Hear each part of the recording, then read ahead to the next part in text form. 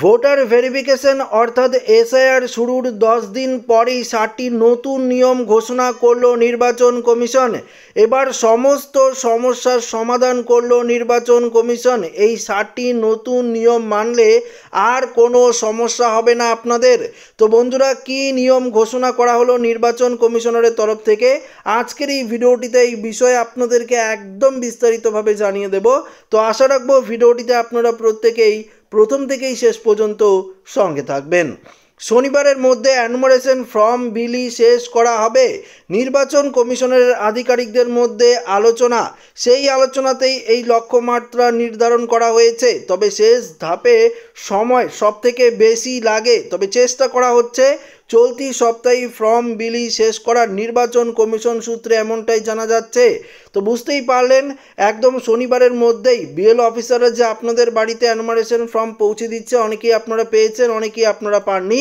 যারা পাননি শনিবারের মধ্যেই পেয়ে যাবেন, এমনটাই নির্দেশ দিয়েছে নির্বাচন কমিশন। এখনও পর্যন্ত বিএলও অফিসাররা 7 কোটিরও ওপরে ফর্ম বিলি করেছে, এমনটাই কিন্তু খবর মারফত সূত্র জানা যাচ্ছে।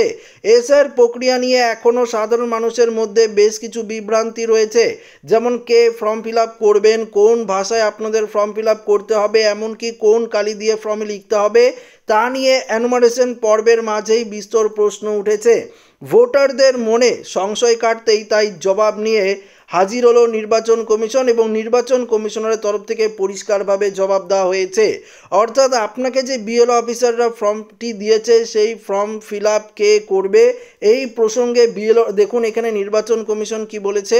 গত 4 নভেম্বর থেকে বাড়ি বাড়ি booth level officer BLO enumeration form বিলি শুরু করেছেন, কিন্তু প্রশ্ন উঠেছে সেই ফর্ম কে ফিল আপ করবে। সেই প্রসঙ্গে পশ্চিমবঙ্গের অতিরিক্ত মুখ্য নির্বাচনী আধিকারিক অরিন্দম নিয়োগী বলেন, সাধারণত যার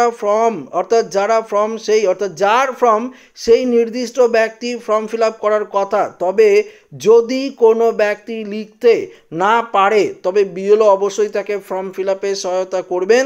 তবে স্বাক্ষর করতে হবে নির্দিষ্ট ব্যক্তি কিংবা তার আত্মীয়কেই। ধরুন আপনার কাছে এনুমারেশন ফর্ম দিয়েছে, আপনারা সেই ফর্মটি ফিল আপ করতে পারছেন না, আপনারা বিএলওকে বললে বিএলও কিন্তু আপনাকে ফর্ম ফিল আপে সাহায্য করবে, কিন্তু ফর্মের মধ্যে আপনাদের নিজেদের সই কিন্তু করতে হবে।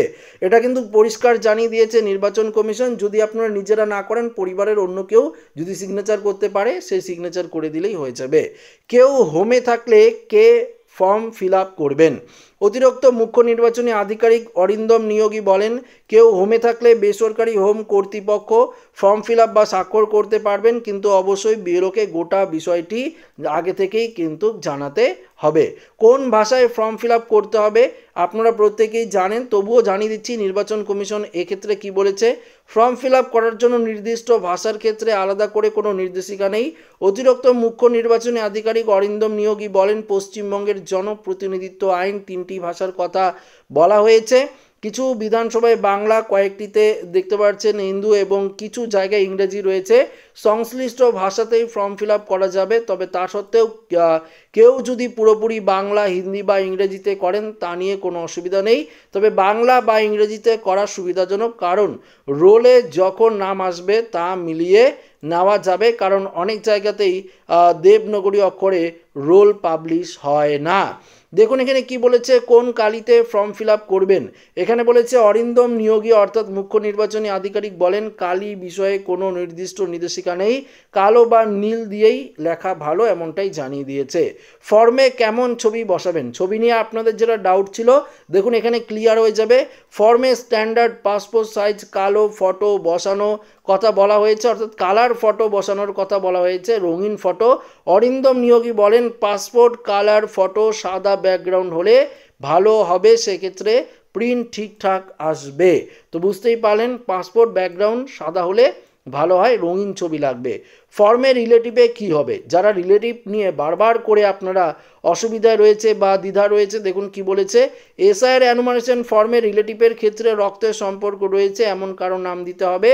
অরিন্দম নিয়োগী বলেন, বাবা মা পিতামহ বা মাতামহের নাম দিতে হবে, তবে জন্মের পরিচয়পত্রের সঙ্গে তার সঠিক লিঙ্কেজ কিন্তু হবে। তো বুঝতেই পারলেন, ফর্ম ফিল আপের ভুল হলে বাতিল হবে।